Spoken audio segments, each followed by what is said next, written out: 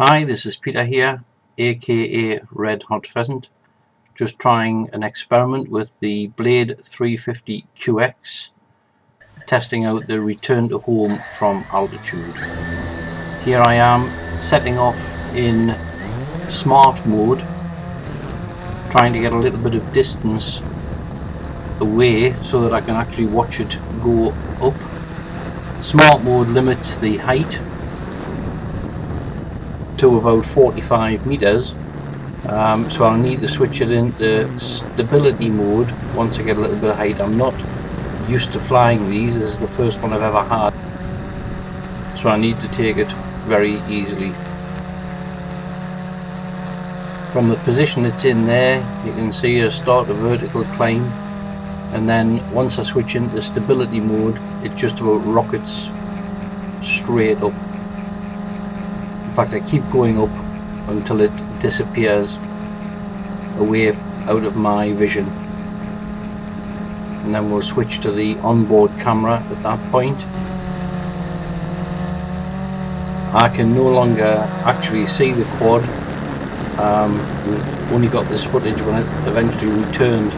You've got to have an enormous faith in the technology when you keep pressing that up throttle when it's disappearing way past your normal vision. The height that I've achieved here is nothing like some of the flyers on YouTube have reached. If you want to see some really high flying, if you look at Blade 350 QX altitude 1 and altitude 2, I reckon here I'm probably up at about between 400 and 500 feet.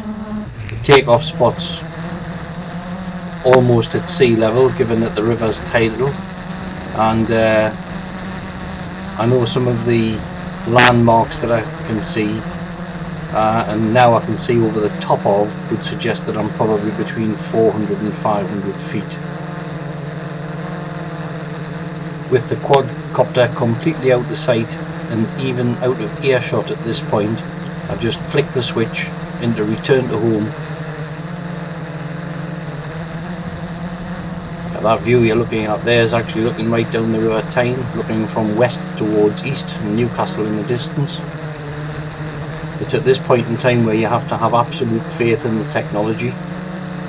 When the quadcopter's in return to home mode, it travels quite slowly because obviously it's following its GPS coordinates to try and get back to where it took off from, and it takes an awful lot longer for it to return to home than it does to actually get to height in the first place. And this is where minutes seem like hours, and you're scanning the sky looking for it and stretching your ears hoping you can hear it coming back.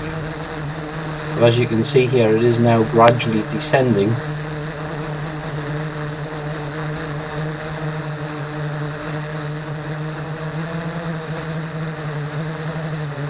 But from my point of view on the ground, I'm starting to panic at this stage, thinking, well, it's flown away or it's crashed somewhere out of my sight. I think I was getting to about 5 minutes duration on the transmitter, and I wouldn't take it much more past about 8 minutes altogether with the current batteries that I've got. Coming down nice and steadily now. I think if you were to try a really high test, you would have to put it into stability mode and let it descend with the throttle a long way down, and then flick it into return to home after it had descended for a long way. Again, that would be a leap of faith, hoping that you get it at the right time.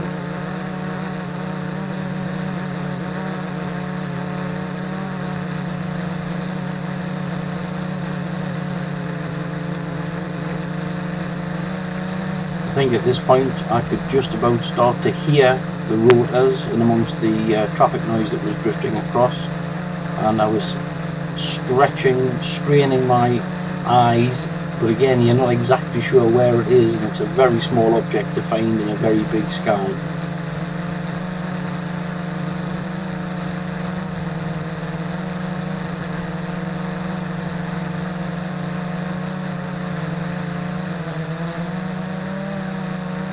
can definitely hear at this point, so I know it's definitely on its way back down.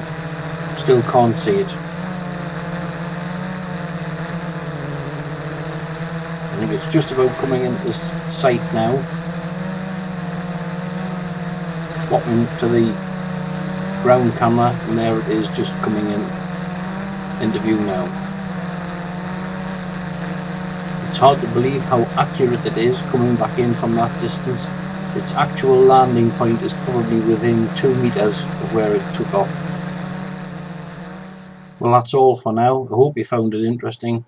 I'll try and follow up with some more videos, but thanks for watching.